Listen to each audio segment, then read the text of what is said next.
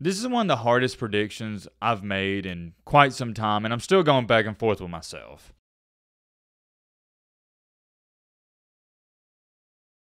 Ladies and gentlemen, boys and girls, hope all of you are having a great week. Hope all of you had a great day. If not, hope this video can make it a little bit better. And guess what? College football is officially back. I know, we had week 0, and I guess you could call it a nice little warm-up, a nice little pregame, but now it's the real deal. Week 1's here, and all your teams and your favorite teams that are playing. I can't speak for you, but me personally, I'm extremely excited to get into this video because this is the first preview of the college football season in 2024. We talked about the Florida State-Georgia Tech game. I've recently did a Georgia versus Clemson preview, but this is the first official week 1 preview where we're talking about all the teams. I shouldn't have to sit up here and explain to you what we're going to do, but if you are new to the channel, let me give you a brief run through. We are going to preview / predict, in my opinion, the big games this weekend. For example, if Ohio State plays a cupcake, will I talk about Ohio State that week? No. Same thing for Georgia, Alabama, Texas, all your big-time schools. We're here to talk about the meaningful games, so without further ado, let's get into it. Oh yeah, by the way, I will not be talking about LSU and USC in this video. I'm doing a separate video for that game alone because I think it's that important, and it's also not on Saturday. I do want to clarify on that, so if you are looking for the LSU USC prediction, it's coming. Be on the lookout. Starting things out hot at 11 a.m. on Saturday, we got Penn State, the Nittany Lions, and West Virginia. This is a good game I think a lot of people aren't talking about. All my buddies are talking about how's Alabama going to look with Kalen DeBoer. What about Texas A&M? They got a new head coach. Is Notre Dame the real deal? LSU, USC. They're talking about every single team, every single game outside of Penn State and West Virginia. I'm here to tell you, though, if you are a real deal college football fan, you know this is a big game. Can't wait for that one as where it stands right now. Penn State is an 8-point favorite. Penn State is Penn State. We know who they are. They're going to go 10-2 every single year, but they can't beat Ohio State and Michigan. They do a great job of winning the games they're supposed to win, but the games that are slightly difficult, they fall like an omelet. I like Drew Allar, but to tell you the truth, he hasn't impressed me, and I want to see him go out there and take control of a game. Last year, West Virginia ended the year on a high note. They won 4 of their last 5. Take away that blowout to Oklahoma, they were looking good. I think it's going to be a close game. I think both offenses are going to succeed, but I'm going to take Penn State in this one, 31-27. I am telling you, though, do not sleep on this game at 11 a.m. It's going to be a good one. I already know it's going to get lost in the mix of things because of the Georgia and Clemson ball game. At 2:30, whew, can't wait for this one either. We get the big-time matchup with the Florida Gators and Miami Hurricanes. As where it stands right now, I don't want to say I'm shocked by this, but Miami is a 2.5-point favorite. Here's the deal with Miami and Florida. They're both immensely talented. They got 4- and 5-star recruits all over the board. The only problem with Miami and Florida the past couple of years is they haven't been able to put it together. But it seems like, and it feels like, for Miami, this could be the year. Last year, I didn't take them serious. You could just tell they weren't going to do anything special. But this year, they got Cam Ward, and I think as long as he's playing good, the team's going to be okay. My biggest question with Miami is, and it's crazy to say this because in the 90s, they were one of the most feared teams in the nation, can they man up and be a physical football team? For years now, Miami has been known as a team where if you punch them in the face one time, they'll just bow down and let you walk all over them. To tell you the truth, it's quite embarrassing. And what I'm looking forward to the most in this game, what I'm looking for, is to see how Miami responds when Florida eventually punches them in the mouth. Are they going to stand back up and say, okay, that was a good punch and keep fighting? Or are they going to crumble like a cookie? Miami in the past couple of years, we've seen them, they've crumbled like a cookie. Mario Cristobal is a heck of a recruiter, but when it comes to X's and O's, I don't believe in the guy. He's got something to prove to me. On the flip side for Florida, kind of in a similar boat, right? Florida's got a bunch of talent, haven't been able to put it together. However, last year the quarterback did get injured. I think Graham Mertz is easily the most underrated quarterback, not just in the SEC, but in the nation. He is so good for Florida, and if he was starting for Alabama or Georgia, people would be talking about him in the Heisman race. What concerns me with Florida is not the skill positions, not the wide receiver position, not the running back position. It's the defense. In their last 4 games last year, listen to this. They gave up 33 to Missouri, 52 to LSU, 39 to Arkansas, and 43 to Georgia. As you can see in these ball games, and by the way, they should have beat Missouri, offense isn't the problem. It's the defense, man. And like I said for Miami, hey, why not? We'll say the same thing for Florida. Are you going to man up and stop somebody? Billy Napier's on the hot seat. He needs to have a good season or else he's more likely going to be fired. He talks a big game, seems like a good guy, but at the end of the day, he wasn't hired at Florida to be a good guy. He was hired to win football games. Florida has one of the toughest schedules in the nation, and I hate to say it's a must-win in week 1, but it kind of is. If you're a Florida fan, you know what I'm talking about. You really need to win this game. I guess this will be one of my first upsets of the year. I'm taking the Gators in this one, 35-31.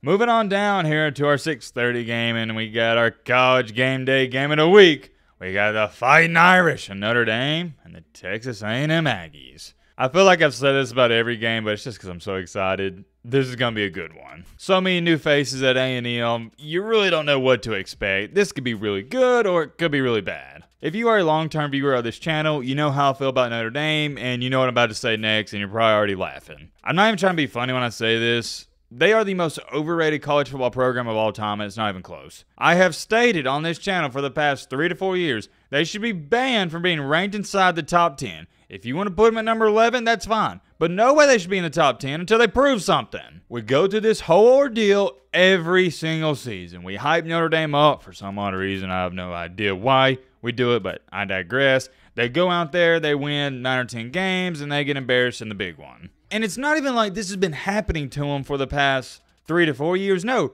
this has been ongoing for 15 years. Notre Dame isn't even close to being one of the big boys, and I don't think any college football program or fan in their right mind should fear them. I tell you straight up, if I was a Texas A&M fan, which I am not, I would be beyond confident heading into this matchup.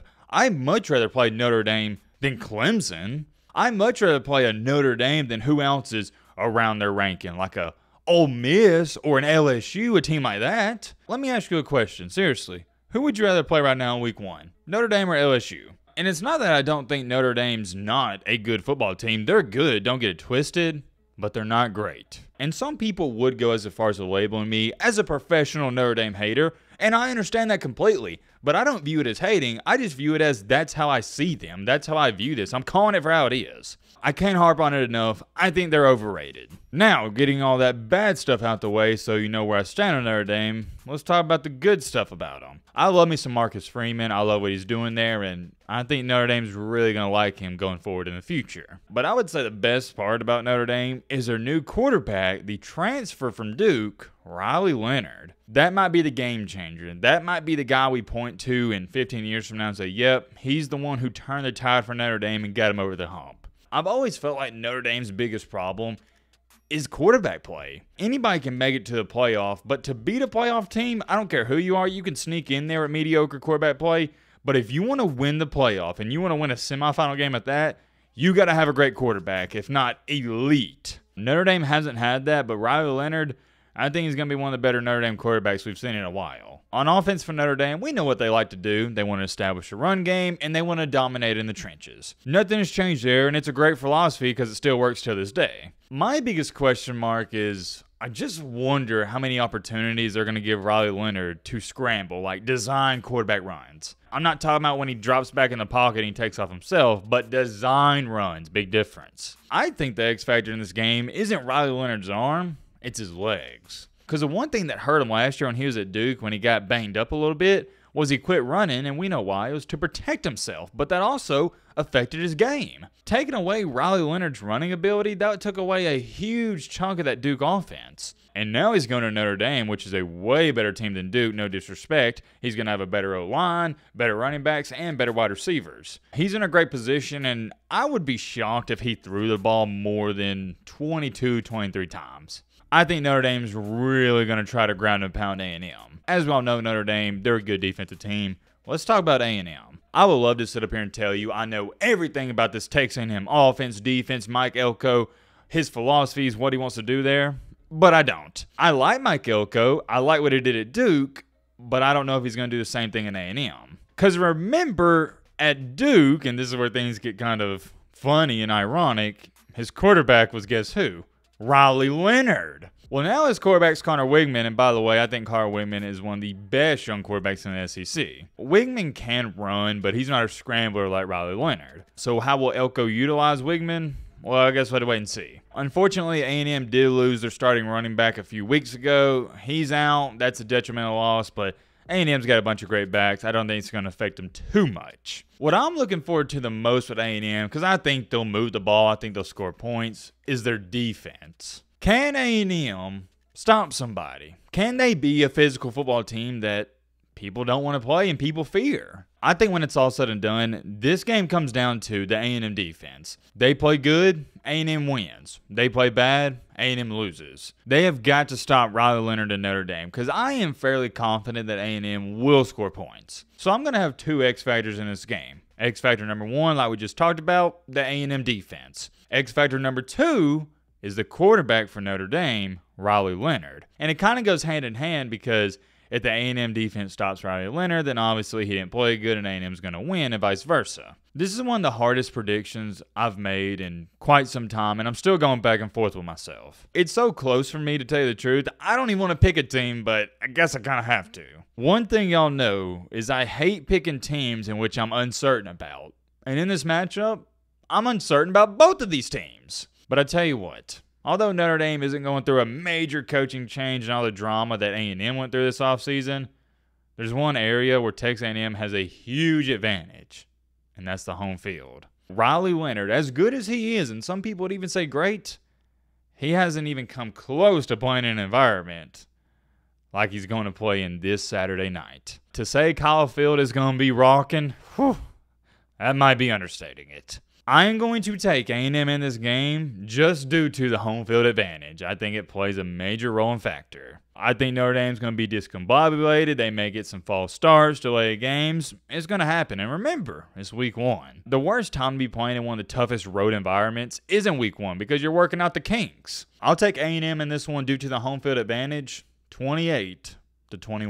Alabama also plays at 6 p.m. Saturday night, and I know my Bama fans want me to preview and predict this game, but I'm not going to. It's Western Kentucky. It's a cupcake. That's all there is to it. You know Bama's going to win. How much will they win by, and how's the offense going to look? That's the only real questions about this game. The only thing that'd be even enticing to talk about in this game is the fact it's Alabama's first game without Nick Saban in, 15, 16 years? That's it. But obviously, I got Bama in this ball game. They're going to be on cruise control. I know we didn't talk about a lot of games this week, but remember, it's week 1. A lot of your teams outside of your big notable matchups, they're playing cupcakes. We're not in conference play just quite yet. Like I told you guys in the intro, I will be doing a separate USC and LSU video, so be on the lookout for that. There's many more things I could say. We'll end it off here. Let me know your thoughts down below about that.